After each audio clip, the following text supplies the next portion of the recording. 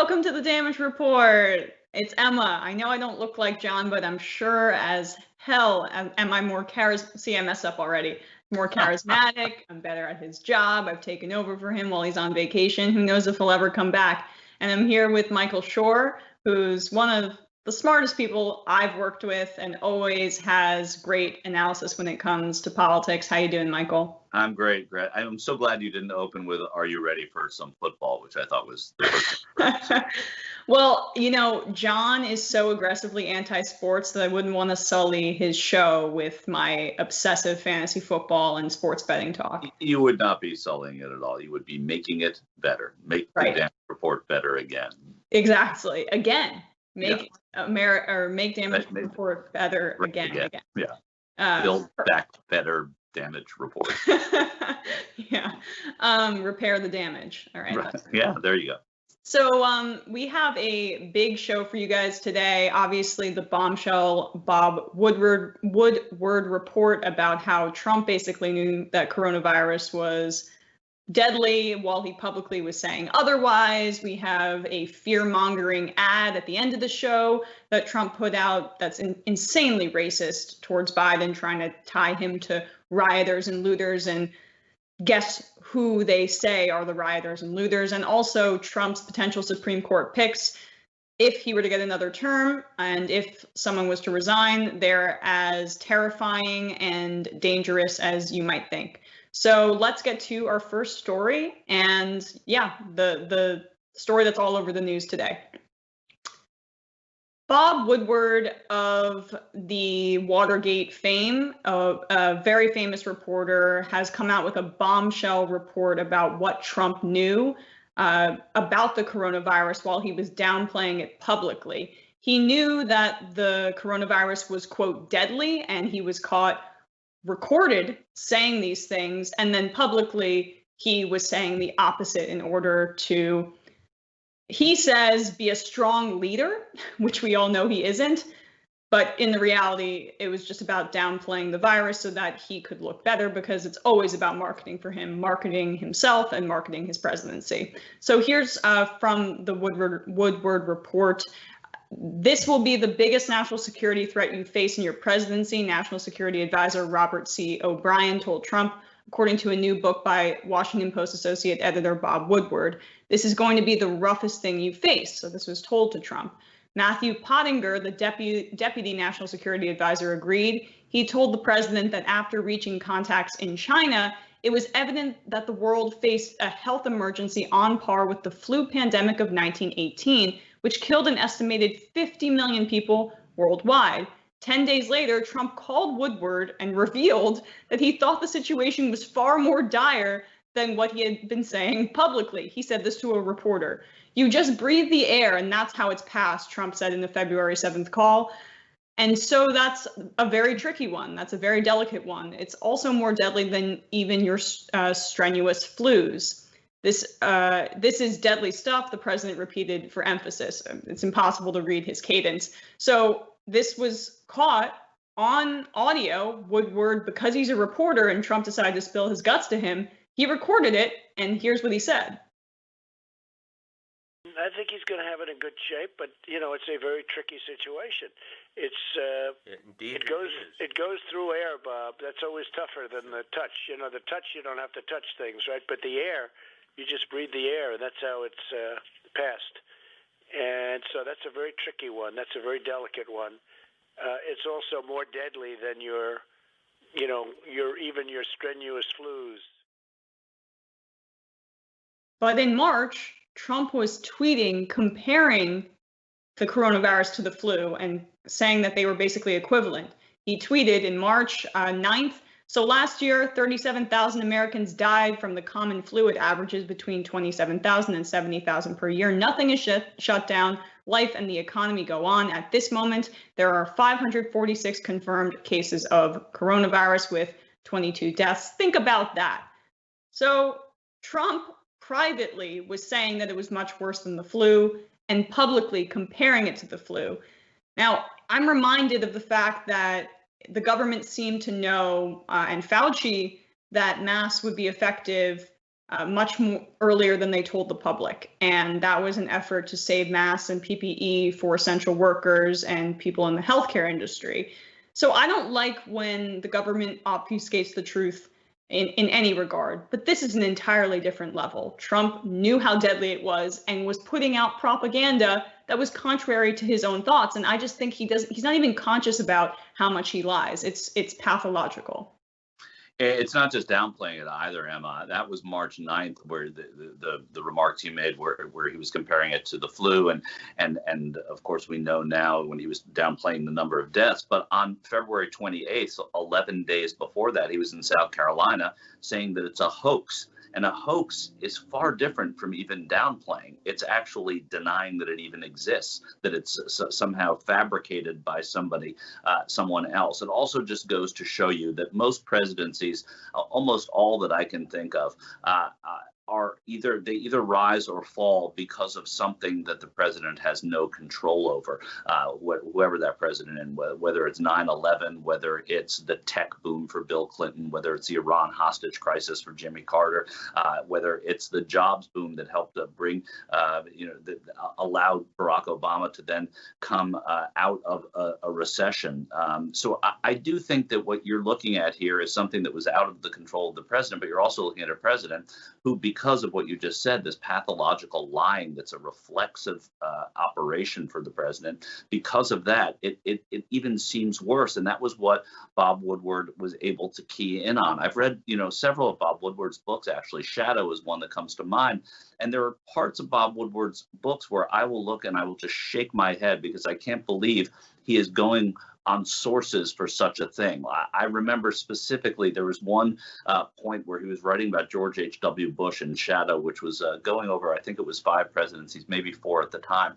And he said, and George H.W. Bush looked out at the water and thought to himself, this, right? Whatever it was that he thought to himself. And I said, how do you know he thought that to himself? The president didn't say it. He didn't interview him about that.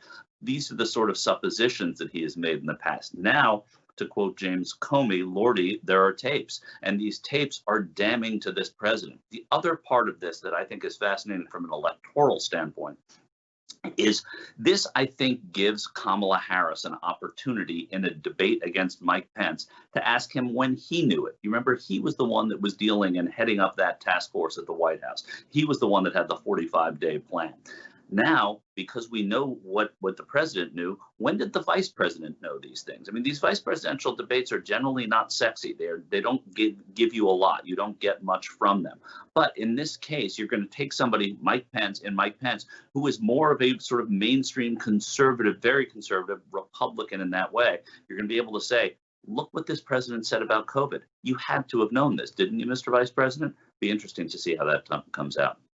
And also interesting, just the hypocrisy about being pro-life and then overseeing a pandemic and a president who downplayed it publicly and allowed people to continue carrying on with their lives. That led to hundreds of thousands of deaths potentially at the end of the year. It's probably going to be up to around 400,000 deaths by many models. So Trump actively said to Woodward, and another element and part of these recordings, that he was playing it down. He said that out loud and is now trying to cover his tracks. Here's what he said to Woodward. Now it's turning out it's not just old people, Bob, because today and yesterday some startling facts came out. It's not just older young people, to plenty of young people. So give me a moment of talking to somebody, going through this with Fauci or somebody who kind of it caused a pivot in your mind, because it's clear just from what's on the public record that you went through a pivot on this to, oh my God, the gravity is almost inexplicable and unexplainable. Well, I think, Bob, really, to be honest with you, sure, I want you to. I wanted to always play it down. I still like playing it down. Yes, because I don't want to create a panic. That kind of flies in the face of Trump's attempts to show that he's a truth teller. Back in 2016, they did polling on who the American public thought was more honest. and Trump blew Hillary Clinton out of the water. And in a statistic I saw a few days ago that I think is really telling and a great news for the Democrats in this election, Biden is perceived as way more trustworthy than Trump. And this is not going to help that polling data. It's going to hurt it significantly, because I think average people will be able to see this story and go, wait, he was saying it was just going to disappear. And then behind the scenes, he was plotting about lying to the American public so that he could look better. I mean, no one buys this. I don't want to create a panic. The end result of creating a panic is, as the most of the general public knows, is all about protecting himself from political harm.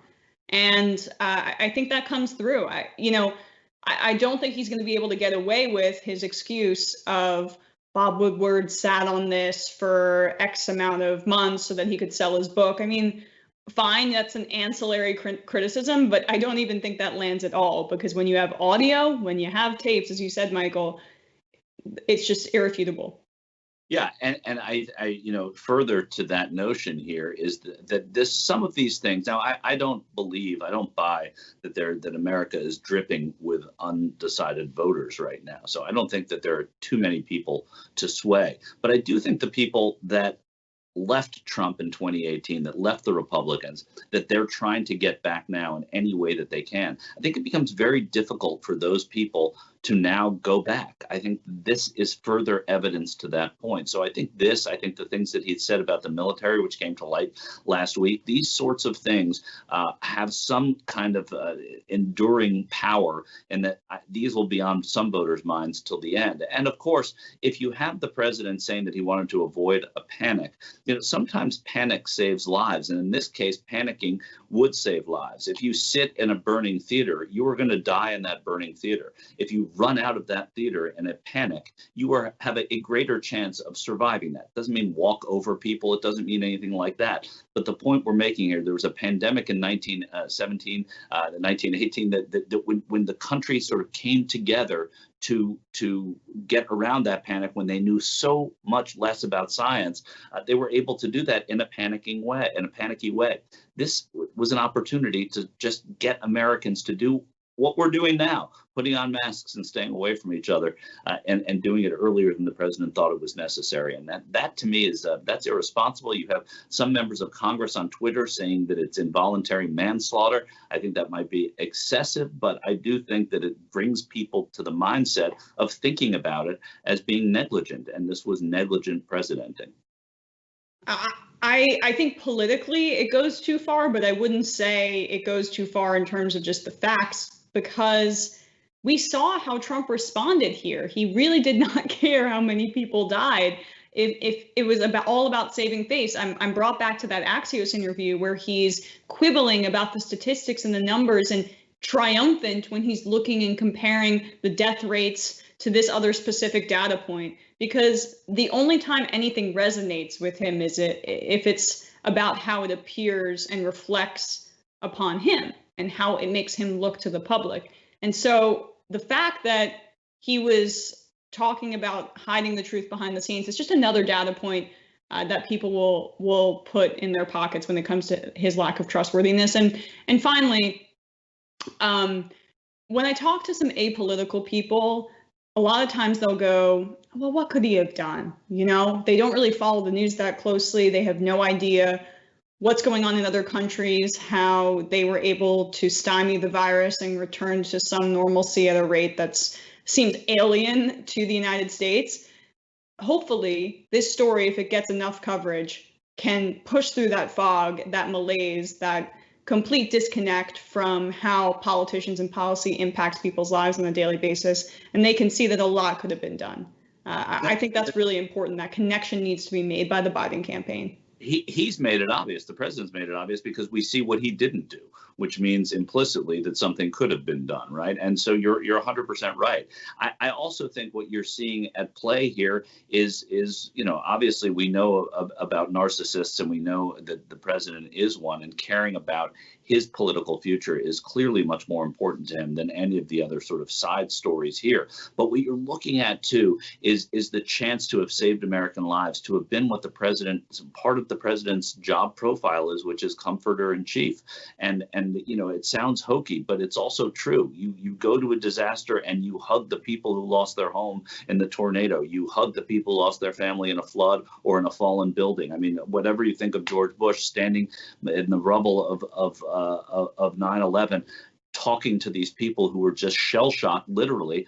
That's what the president does. In this case, he took no empathic road, no path to making people feel better. That's also going to hurt him, I think, in the polls. When you look at what Joe Biden, whether you like Joe Biden or not, there's one thing you can't argue is that he does sort of project great empathy in times of sadness and crisis, and through experience, and I think just through how he was brought up. And I don't think you have that with Donald Trump. And he had an opportunity here, going back to the thesis that you just presented. He had an opportunity for action, and he didn't take it. You don't think Trump projects empathy, Michael? Well, it depends on how late at night and what she looks like, I guess. All right. Well, let's move on to our next story about the terrifying prospect of Trump's Supreme Court picks. President Trump has floated some Supreme Court picks, potentially, if he were to be reelected or if a tragedy would happen to one of the justices. He has named 20 people, including his new bootlicking friend, Ted Cruz, and Josh Hawley. So he's trying to, I guess, appoint senators and just basically big names who are also conservative hawks, including also Tom Cotton, who's one of the scariest people in government right now. The president's running list, which he first compiled in 2016, already included more than a dozen conservative legal minds from across the country. With Wednesday's additions, he adds bulk to the number of justices he would choose from to bolster the court's conservative majority. While there is no current vacancy on the Supreme Court, it's believed the next president could appoint at least one justice. Justice Ruth Bader Ginsburg, the anchor of the court's liberal wing, is 87 and has faced recent health challenges, and Justice Stephen Breyer is 82. Justice Clarence Thomas, currently the Supreme Court's longest-serving member, is 72. As of Wednesday, Trump has appointed 205 federal judges, including 2 Supreme Court nominees, according to a spokeswoman for the Senate Judiciary Committee. The latest iteration of Mr. Trump's list includes 3 sitting U.S. Senators, Tom Cotton of Arkansas, Ted Cruz of Texas, and Josh Hawley of Missouri, as well as current lawyers working in the Trump administration. Former Solicitor General Noel Francisco, who argued on behalf of the Trump administration before the Supreme Court, is also among the new contenders, as is former Solicitor General Paul Clement, who worked under President George W. Bush. The Wednesday list includes Daniel Cameron, the Black conservative Kentucky Attorney General, who has faced criticism over his handling of the police shooting death of Breonna Taylor, which sparked nationwide protests against police brutality. In a tweet following Trump's announcement, Hawley, one of a handful of sitting U.S. senators, and the president said he would choose from if the time came, declined the president's endorsement to the court. And he tweeted, "I appreciate the president's confidence in listing me as a potential Supreme Court nominee, but as I told the president, Missourians elected me to fight for them in the Senate, and I have no interest in the high court. I look forward to confirming constitutional conservatives." But that means that Ted Cruz and Tom Cotton, who is really an old school hawk, they are both potentially in the running. We know that Tom Cotton is a huge advocate for wars across the globe and is basically a traditional style fascist. And Ted Cruz, despite Trump tweeting negative things about his wife and her appearance and insinuating that his father killed JFK, he's come around to kiss Trump's ring. I would say the other thing, but I don't want to get censored.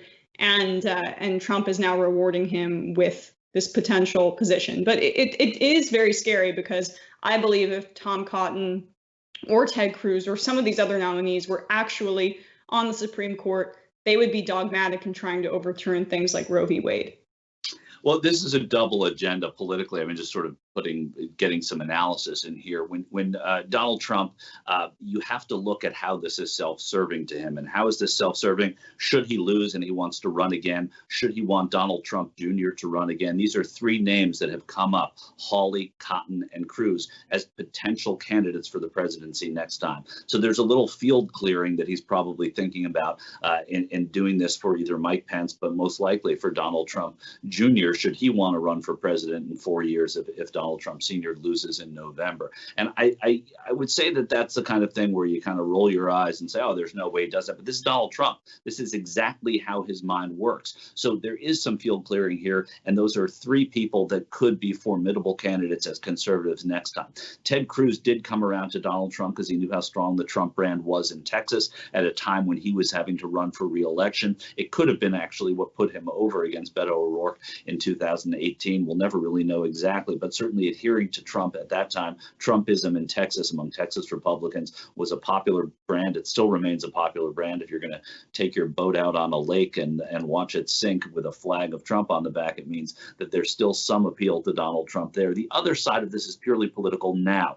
Donald Trump is losing support among people who identify as evangelical Christians. I still think 7 to 8 out of 10 of them will vote for Donald Trump in the fall, but Joe Biden is looked at as someone who is faithful, who uses religion as a crutch to himself emotionally, but has also been something that's been traditional in his family forever as an Irish Catholic. And many Christians believe that Donald Trump uses religion in a very transactional way, that there's absolutely no faith there. It's just something that he can use to prop himself up. And as evangelicals who have gotten there, they got Neil Gorsuch, they got Brett Kavanaugh, they got an embassy move in Jerusalem. The federal bench is now laden with conservatives. They got what they wanted by holding their nose and voting for Donald Trump. The Republicans do that much better than the Democrats. If you look at what they do in order to get their agendas through, the evangelicals in the primaries will tell you there's not a chance I'm going to vote for this monster Donald Trump. And then when it's Trump versus Clinton and they know that there are these judgeships available,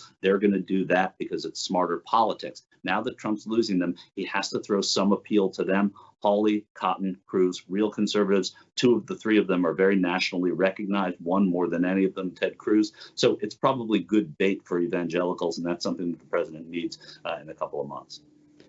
Don't you think, though, we could see the same dynamic where there's all of this conversation about how they couldn't be voting for Donald Trump a second time around, and then they go around and do it anyway? I mean, I have zero faith in the intellectual and moral consistency of the evangelical base in this country, to be honest with you. You know, I don't, again, like I said, I think 8 out of 10 of them will vote for them. They're reliable, and they're good in terms of the fact that what they do politically. Look what they got. I just listed it.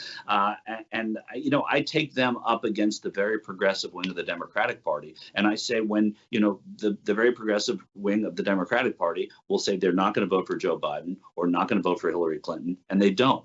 These people on the right say they're not going to vote for Donald Trump in the primaries. Then they come back and they do, and they get rewarded for it. So I do think that they're going to come out and vote. I think there may be less energy. And I think that it's not just evangelical voters, religious voters of all stripes, devoutly religious voters of all stripes. I think the president will lose some of them. I don't think he's going to have the same support he did last time. I think many Catholics are going to vote for Joe Biden who didn't vote for Hillary Clinton last time. So I think it's going to be a little bit different on that score. I don't think it's going to be overwhelming, but this is an every little bit matters election because there's so few people that are undecided in this country. Anything to shift that or to protect it is smart politics. Yeah, it is really amazing, though. Just, I mean, I understand what you're saying about Biden's faith, but the difference in the reaction between Hillary Clinton and Joe Biden, there's so much that has to do with the fact that the right has beat the Hillary Clinton piñata for decades and decades, and she's been the subject of a propaganda effort. I think that was severely underestimated in 2016, and that's an advantage Biden has. He hasn't been targeted in that way. There's a built-in, and we'll take one more second on this. There's a built-in dislike that we all knew that Hillary Clinton had. We knew that it was on the Republican side. We sensed that it was on the Democratic side. The Sanders run proved that it did in 2016 exist, and a lot of those people, as we know, didn't come out and vote for Hillary Clinton. But this was built into so many voters. Joe Biden, by and large, whether you think he's fantastic or not, people like Joe Biden. He's been liked. He's been reelected 7 times in Delaware. He was a popular vice president. It's part of his doing and his undoing. He's friends with people across the aisle because he wants to be friends with them, because he wants to be liked. And I think Joe Biden learned a real lesson in the primaries. It was the first time when Kamala Harris turned to him and did what she did, said what she said about busing at that Miami debate last June, in June of 2019. You listened, and we were both there, Emma. You listened and you also watched, and you watched Joe Biden. I looked at it as almost surprise on his part, saying, I can't believe somebody's being mean to me. Nobody's ever mean to Joe Biden. And I think it served him well as he's gone into the general election. I think it'll make him a better debater. I think it's made him a better candidate even in this odd year. But I think what you said is absolutely true, Emma. There was a built-in dislike of Hillary Clinton that Joe Biden does not work with. And that's a huge advantage for him this time. Definitely. I just want to read some of your guys' super chats because I didn't know how to do this before, but John does it all the time. I'm copying him. I don't even really know what a super chat is. I don't know what Twitch is, but I'm trying my best. Sorry, can I tell you how happy I am to know that you don't know what a super chat or a Twitch is? I have no clue, and I'm so happy that you don't either. I don't. I mean, I'm not hip. I care about politics and sports, and that's about it. So, super chat. Zane Revi says, the Vig and Epic Senior. John's been tweeting all week. Yeah, John cannot take a break from Twitter, and neither can I. Zane also says, Trump tried 4 crimes against humanity at the Hague. Michael Myers says, I don't think even this latest bombshell report, as a play on words, will change the minds of his cult base. Fox is already downplaying it and blaming the author for not disclosing it earlier. You're absolutely right, Michael. I do think that there is an enormous propaganda effort on the right that just changes the conversation consistently. And you know, Biden's even having to do these ads on rioting and looting, which we'll talk about later in the show, that I mean, he has to respond, but it's all an effort and a false conversation that started specifically via propaganda on the right. Franklin says, ahema, good morning to Emma. That's a good rhyme there. It's good to see you for sure. As we mucky through news so yuck, I want to welcome Michael Shure. At least we get the truth from the TYT sleuth. That's what we asked for sure. So that was a little limerick. Gotta love it. Yeah. I'm loving this. Sorry. Okay, I'm plowing through. I'm loving this week, missing Dragon Papa, but loving, that's what you guys call John, that's gross. But loving seeing all my favorite faces. Love to everyone, stay safe and strong, we'll get through it. Emma, hey Michael, love seeing you here, man. People like and share this video, please. Michael also says, when he refuses to leave office after the election, what do we do? Don't feel like getting orange makeup on my hands. Hey man, I hear you. I mean, he's definitely laying the groundwork there, but hopefully it's so overwhelming. Biden has to win the popular vote by like 5+ points. Treason is punishable by death, Benalico says. I don't know about that. I'm not going to advocate for Trump to die. That would be bad. He's the best at anything and everything ever. Yes, we don't advocate for the president's death on this program. All right, let's move on to the next story. A record 2.5 million acres have burned in California, and entire areas of Oregon and Washington have been burned as well. There are at least 8 deaths that are being reported, and there have been many people who have gone missing. And the Bear Fire has destroyed structures all over California. Evacuation warnings have been put in place in Pasadena. And which burned in 2018's Camp Fire. So these images that have gone viral of these fires have really just we lost Michael. Sorry, we'll just have to cut that out. These images that have gone viral of the fires throughout California, Oregon, and Washington have just been stunning. Orange skies everywhere, ash all over people's cars. And as I mentioned earlier, at least 8 people in Oregon, California, and Washington are dead as a result of the devastating wildfires ravaging the West Coast, and the destruction and death toll are only anticipated to get worse, according to Oregon Governor Kate Brown. South of Oregon, the Golden State sky is eerily orange and red as it battles its own destructive wildfires. There are more than 24 active fires in California.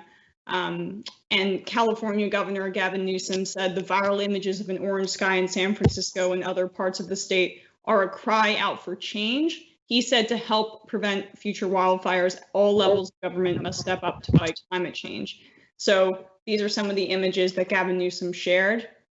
You guys can see how just bleak that is. I mean, it looks like we're the Dune trailer or another Denis Villeneuve movie. But this is reality under the constant threat of climate change. And Sunrise LA did tweet out a response to Gavin Newsom. He said, yeah, vote you out of office because we're S blank out of luck with you in office. We need a GND, Green New Deal champion, not you. So strong words for Gavin Newsom. We also saw President Obama tweeted about the threat of climate change, and a lot of lefties responded, well, you could have done more when you were president, as opposed to just kind of these tweaks around the edges, entering into the Paris Accord. Obviously, what I'm encouraged by is that Joe Biden did put Alexandria Ocasio-Cortez, Rashini Prakash, and other Sunrise Movement activists on his climate change panel. And his proposal is not bad. It doesn't ban fracking. He's emphatic about that. But there are good elements there. And the contrast between him and Donald Trump, specifically on this issue, is quite stark. Yeah, and I think when you look at Joe Biden is ahead of the game on this. He did listen to people.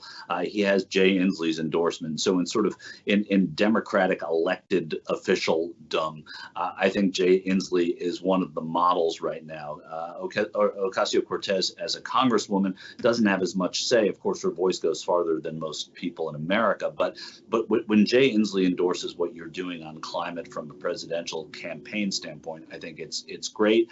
It's not about necessarily for me looking back and saying what Obama didn't do. He certainly didn't pull us out of an accord. He kept us in and brought us into a conversation globally about climate, acknowledged its presence. And this is something that is as an issue.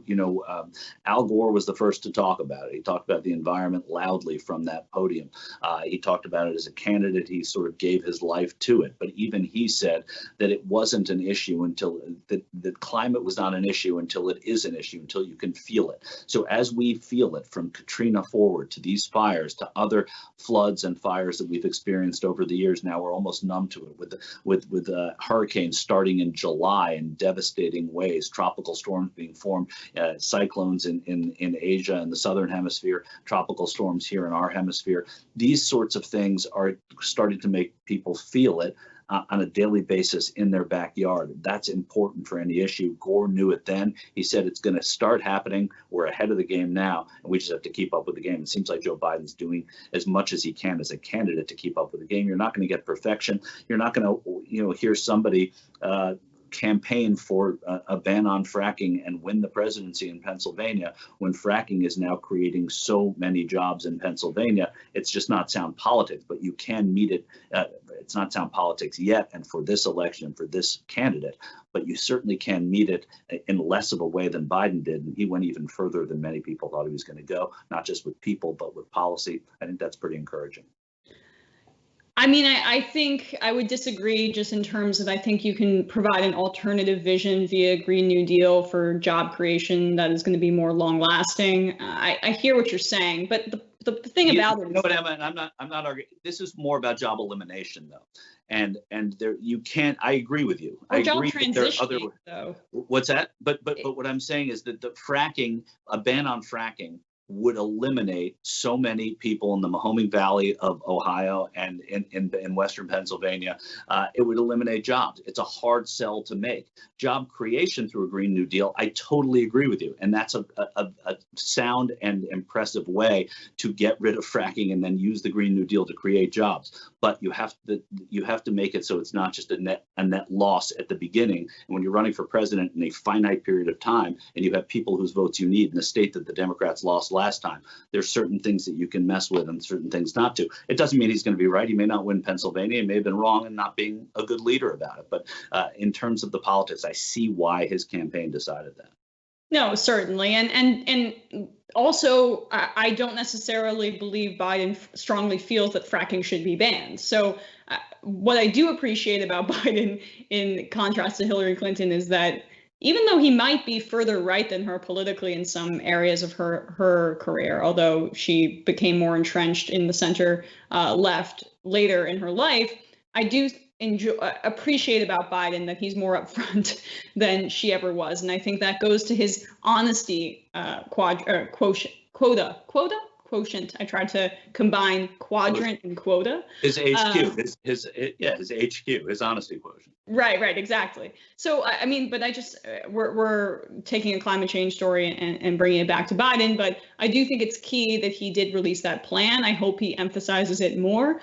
But again, any messaging that comes out right now, it's just being drowned out by coronavirus, by Black Lives Matter. And Trump, he has no shame in lying about specific issues, like the fact that he's saying that Biden is in favor of rioting and looting, that a lot of these plans that Biden has put out there, they're not getting any traction because we're so mucked. We're so in the muck, and it's being drowned out by these obfuscations. Yeah, I agree. I mean, I think that when you look, it's hard not to bring it back to the election because it's what we're living with 54 days beforehand and how we analyze it. But you're right. I mean, there is an honesty. And there's also one thing that's good for progressives with Joe Biden is that Joe Biden, as we said earlier, or I said, and I suspect you agreed with to a degree, he likes to be liked. Right. And so that carries a lot of weight for him. So he wants everybody to like him, which means he wants progressives to like them. He wants to give something to them to get their support and their affection. And that's a good thing to have in a president if you are trying to win him over on an issue. I don't know. I tend to agree with you. I don't know where he stands on fracking. I think he's probably not opposed to fracking, but I think he's not opposed to fracking because he's been a politician for most of his life. And he understands that in this particular election where he has to be opposed to fracking, or he feels like he has to be in favor of fracking, it's not as easy to be as opposed to fracking. But I think if it were different, he might just say, yeah, fracking's ridiculous. He's been ahead on some issues over time, and maybe this is the environment is one. And now that you see the world and California and Oregon and so many places as a tinderbox, I think that it's really it's important to realize that the next president's going to have to embrace it, certainly far more than this one has and the previous one has. Yeah, tinderbox is an unfortunately apt description for what's happening. I hope you guys in California are staying safe out there. Indeed. Yeah.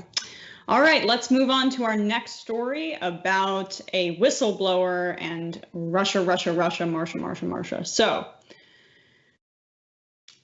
the Department of Homeland Security has a whistleblower who made an official complaint that the head of the DHS, Chad Wolf, basically told him to stop doing reporting and research on a Russian national security threat because it, quote, made President Trump look bad. Here are some of the details. The DHS official, Brian Murphy, made the accusation in a formal whistleblower complaint filed Tuesday with the department's inspector general. Murphy ran the Office of Intelligence and Analysis at DHS until the end of July, when he was demoted to a lesser management job. Murphy says the acting secretary of DHS, Chad Wolf, told him twice, once in May and again in July, to withhold reporting on potential Russian threats to the election because it cast the president in a bad light. Murphy says he was also told to emphasize potential threats from China and Iran because that fits Trump's agenda. Murphy says Wolf told him these instructions came from the White House National Security Advisor, Robert O'Brien. On July 8th, Murphy said the complaint On July 8th, Murphy said in the complaint, acting Homeland Security Secretary Chad Wolf told him that an intelligence notification regarding Russian disinformation efforts should be held because it was unflattering to Trump, who has long derided the Kremlin's interference as a hoax that was concocted by his opponents to delegitimize his victory in 2016. Murphy objected to Wolf's instruction, stating that it was improper to hold a vetted intelligence product for reasons of political embarrassment, according to a copy of his whistleblower complaint that was obtained by the Washington Post. In the 22-page complaint, Murphy says there were multiple meetings this summer about downplaying the domestic threat posed by white supremacists and focusing more on militant leftist movements like Antifa. According to the document, Wolf and his deputy, Ken Cucciolini, told Murphy to modify intelligence assessments to ensure they matched up with public comments by President Trump. Murphy says he declined to do so. In a statement, Murphy's lawyer, Mark Zaid, said his client followed proper lawful whistleblower rules in reporting serious allegations of misconduct against DHS leadership. We flatly deny that there is any truth to the merits of Mr. Murphy's claim, said DHS spokesperson Alexei Wolternist. The Homeland Security chief is focused on thwarting election interference from any foreign powers and attacks from any extremist group. That is patently false. There have been multiple reports about the Department of Homeland Security completely ignoring the large threat of white supremacist violence, which is Antifa is not even an organization. It's not even an organization, and there hasn't been a death or a terrorist attack caused by Antifa in 25 years of recording this. It's been long documented. But when it comes back to Chad Wolf and the Department of Homeland Security here, this seems like a coordinated effort, because when you look at the Republicans' new bill that was proposed by Mitch McConnell, the skinny bill that everyone's talking about, the coronavirus relief package, it doesn't have any money for election integrity either. So they basically want to muddy the waters so much that Trump can claim victory even under dubious circumstances. And just to point out Chad Wolf's specific hypocrisy, he was talking about Kamala Harris and what she would be as vice president and why he fears that she would not be good because she would selectively enforce certain laws, which is exactly what it seems like Chad Wolf is doing. You're right. You're saying that Senator Harris as vice president would be a security risk. I did not say that. What I did say is I would be concerned about their priorities. I'd be concerned about their selective enforcement of certain laws and requirements that DHS has to administer on a daily basis.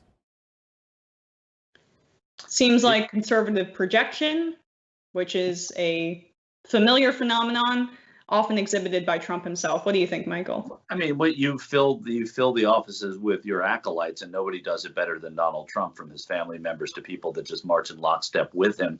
I think what you have with Chad Wolf, and most especially with Ken Cuccinelli, is wait, are you? No, do you see me? Okay, sorry, I don't know if you saw me. With Ken Cuccinelli, who, as the former Attorney General in Virginia, was somebody who really tried to crack down on voting rights in that state. And so you are trying to keep the voices of dissent away, whether at the ballot box or within the organization. My macro prediction about this is that the Department of Homeland Security, should the Democrats win the Senate, the House, and the White House, I think there's going to be a serious conversation about disbanding that department, because I think that as time has gone on, it was created in the wake of 9/11. As time has gone on, it has had too much politics in it to hold its name up of Homeland Security. It's not about politics with Homeland Security. It's about protecting the country. And these guys on this mission are protecting the president. They're not protecting the country. I think a lot of smart people are starting to see this on both sides, because a lot of Republicans think it's government waste in the first place. But now a lot of Democrats are seen to see what a political tool it is for the president. But when they get power, maybe they'll want to use it again as well. Well, I mean, I think it's a part of trying to dismantle some of these institutions that have gotten entirely out of hand after 9/11, after the Patriot Act. DHS is enormously corrupt and authoritarian. We saw that Trump deployed unmarked DHS troops to basically quell the protests, but really just instigate it further in the wake of the killing of George Floyd and the subsequent protests. But also, I think the broader conversation is about ICE as well, Immigration and Customs Enforcement. Both are policey, and they have way too much leeway and power and not very much oversight, which is terrifying. And I think that the Democrats could focus their efforts a little bit more on getting rid of those institutions. I believe in abolishing ICE, although I know Biden's not going to run on that.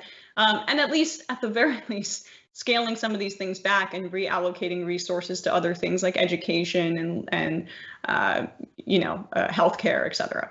Yeah, I don't think you're going to get the abolition of ICE. I think that I can dream, Michael. I can dream. You can dream, but I do think you get the abolition of the Department of Homeland Security, and I don't think that's as much of a pipe dream, because I think that splitting it up and taking some of those operations and putting them back into the Defense Department, the Treasury Department, I think is something that people would look at as being sound policy, and would also get the behemoth of government out of so many of these things that affect so many people directly. But we're getting away, or I took us away from this whole whistleblower idea, and the fact that a whistleblower within DHS is not being heard because acting secretary, this is not the Secretary of Homeland Security. So we always have to put the acting in front of Chad Wolf, because he has not had the same approval process that other secretaries and cabinet level positions have had, that he is overlooking and putting his political imprint on something. And now that it's come to light, I think that there will be conversations about this in the downfall of DHS, but also in the way that the next administration will look at whistleblowers and maybe embrace what it is that they're trying to get done. Certainly. I mean, well, I would argue that the Obama administration didn't treat whistleblowers particularly well. So, sorry. No. I'm saying they absolutely didn't. I would say that they didn't do that. But I think these lessons of what whistleblowers are doing now, and in a department that is coming under fire, I would say the Obama administration was terrible. Look, I don't think anyone's ever been good to whistleblowers. It's a thankless job being a whistleblower. You're a hero for doing it, but it very, very rarely works, and it's never embraced by power, because it usually is something that is trying to cripple power in some way, and it's a shame. But there have to be protections that are used positively. But because there was so much whistleblowing from this administration, from people in the administration to underlings in this administration, I think that maybe people are going to take another look at it. It's certainly going to be more positive under a Biden-Harris administration, I would think, than it is under a Trump-Pence administration, where there are these elements of sort of authoritarianism which are built into the way they govern. Yeah, I would agree.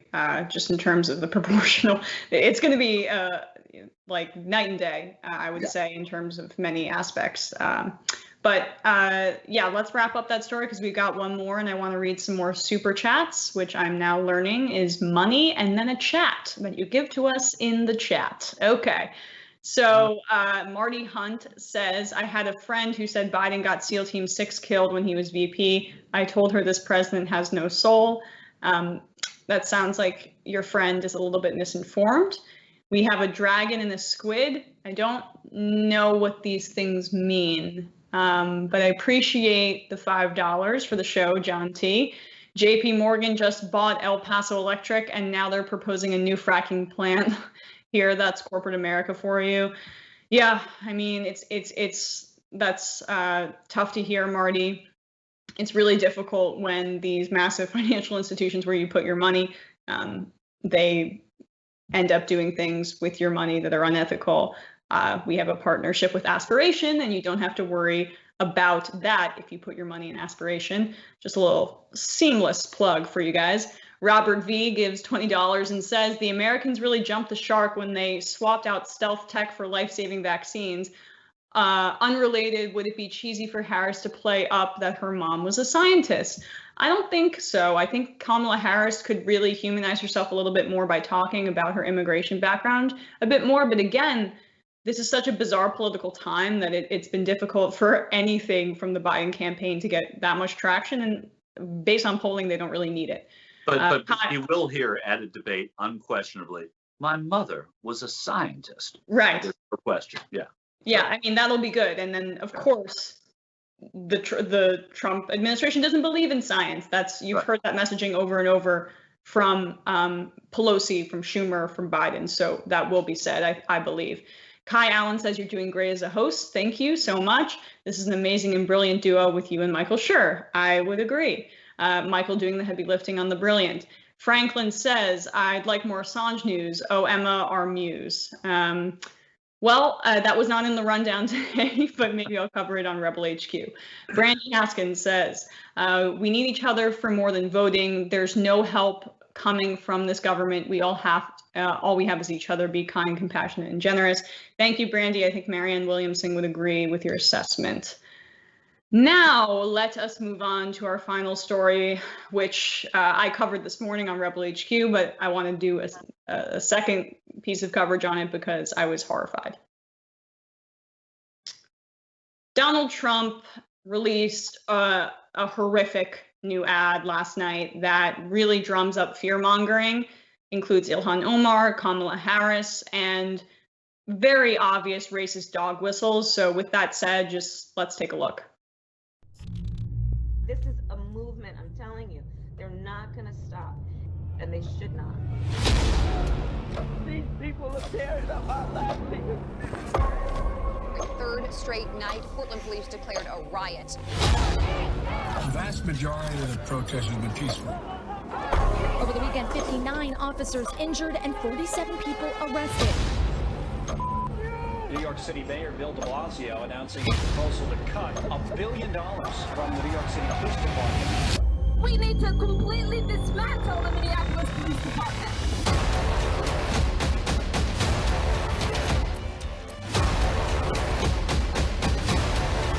This has been declared a riot.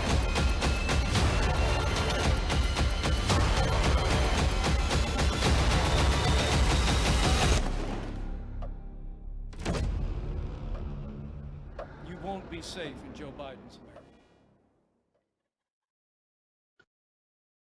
That's an ugly ad. If you notice at the end, it shows Joe Biden kneeling with some Black Americans, and then immediately after it says "Stop the rioters." Who do you think they're talking about? No, of course.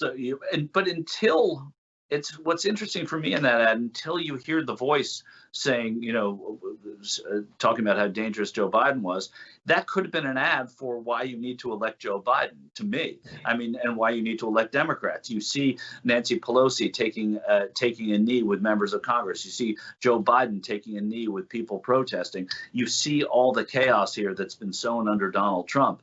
And then you find out that it's in fact a really racist ad being run by Donald Trump, and a tradition of racist ads dating back to at least Willie Horton, but probably a little bit further back into the civil rights movement era in '64, Johnson Goldwater. But here you're seeing this stuff with the Willie Horton ad. He was when Mike Dukakis was running in 1980. He was a furloughed prisoner when Dukakis was governor of Massachusetts, came out and killed somebody or raped somebody, and that was used against Mike Dukakis, and you saw these Black men going through a turnstile at a prison, and that was about as racist an ad as I've ever seen. And this one, when you hear it's an ad for Donald Trump, turns into an outrageously racist ad.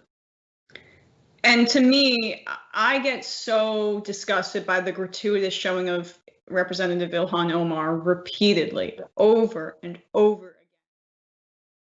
Not faced enough death threats, enough anger, enough vitriol, enough racism, enough xenophobia for a lifetime. I mean, that's one of the grossest things I've seen recently on the right, is their willingness to just go after her and make her this boogeyman, or boogeywoman specifically. And it has to do with the fact that she's from a different country, that she's Muslim, that she's a woman, and that she's Black. And it's this trifecta that just triggers the right.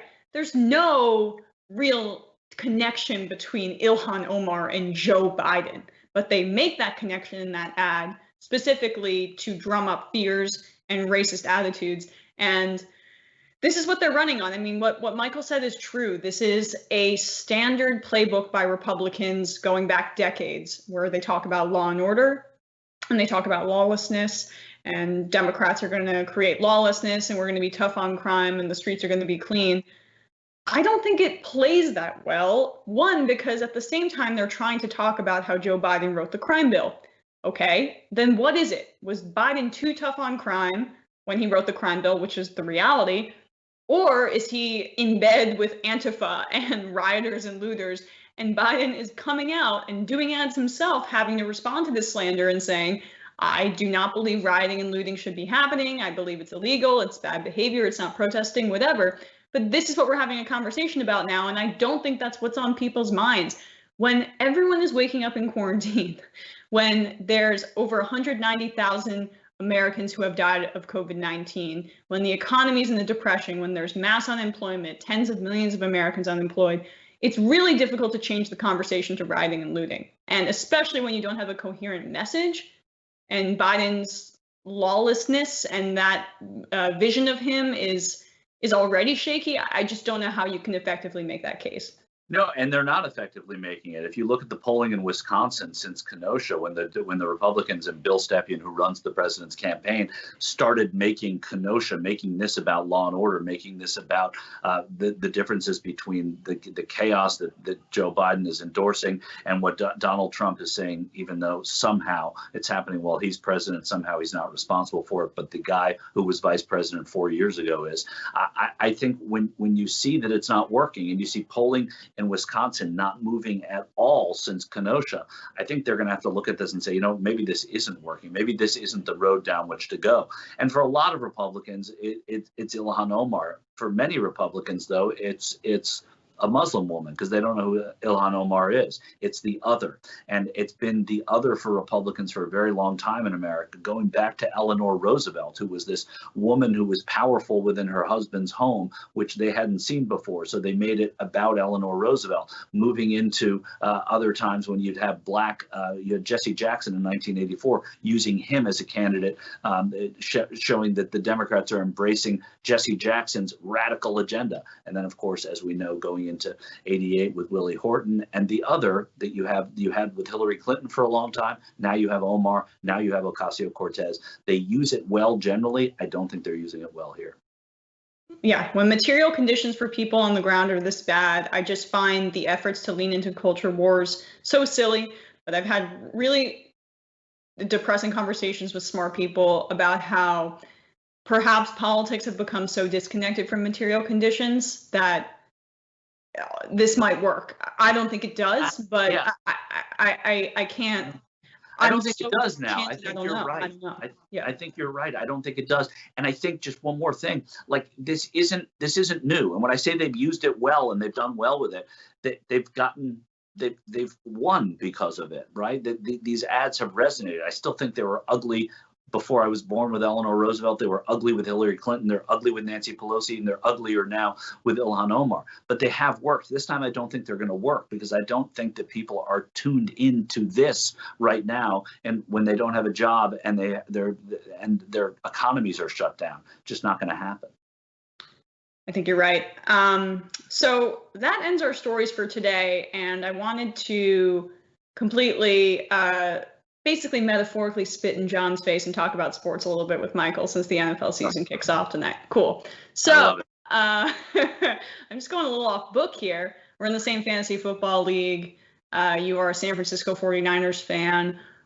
Your son is an incredibly smart football fan. We actually watched the Super Bowl together in Iowa. That was really fun, Michael. Who are your Super Bowl picks for this year? It was 73 years ago that we did that. I know. Isn't that amazing that was this year, 2020? It seems, honestly, I mean, that was the Iowa caucuses. It seems so long ago. It's interesting. I think that the Houston Texans are going to be really good this year.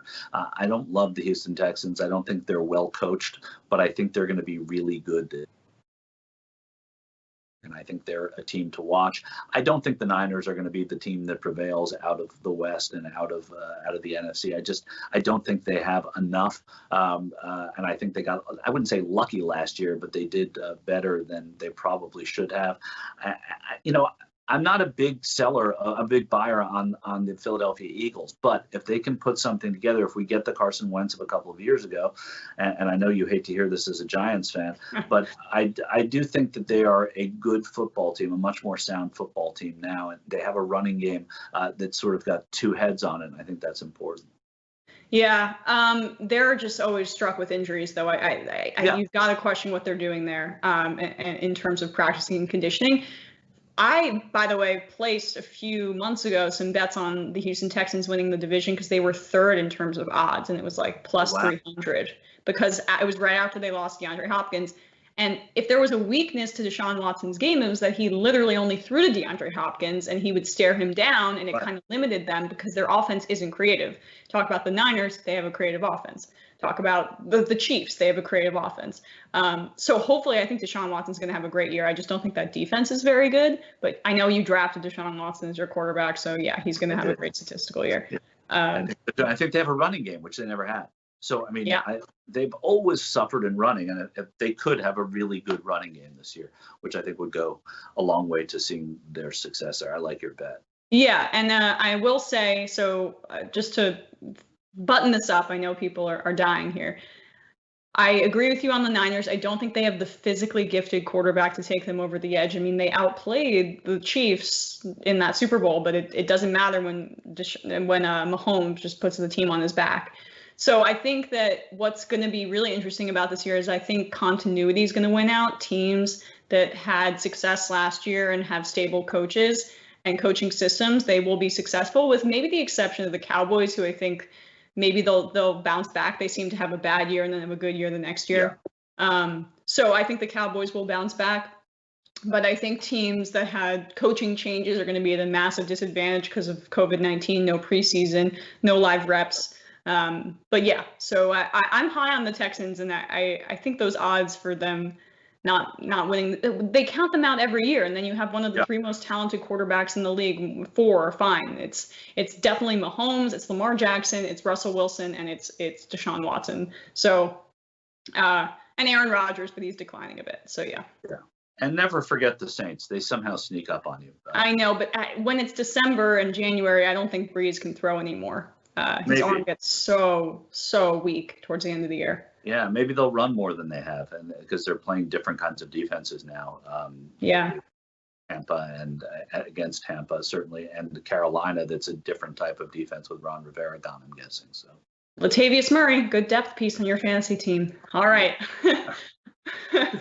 So now that we've bored you guys to death, I actually didn't intentionally do that, but we ended 5 minutes early, so I figured I'd get Michael's football expertise as well as a political one. And, go Golden Knights, I guess. I'll just throw that out there for you. No, I want the Lightning to win because they got all those former Rangers. All the old Rangers. Yeah, but they have Nick Holden on the goal. Oh, Nick Holden.